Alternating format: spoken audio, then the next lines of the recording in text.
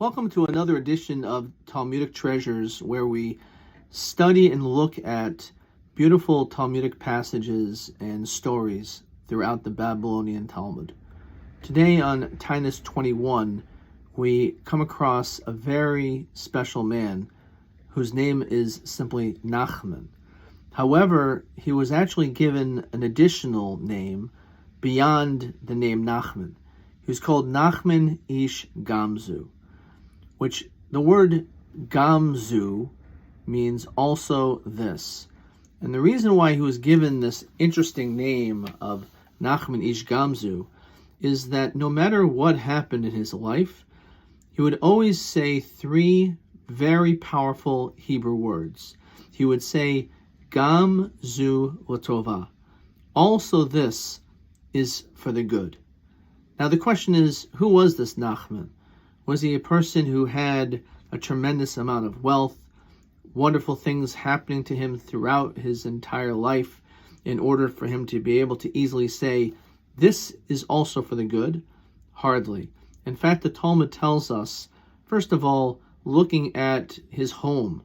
His home, unfortunately, was a building that was almost going to collapse. And as soon as he left, the Talmud tells us the building actually collapsed.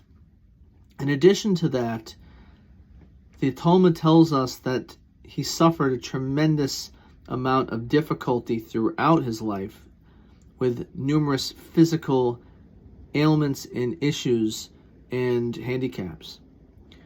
But even though that was the case, he always still said, Gamzu Latova.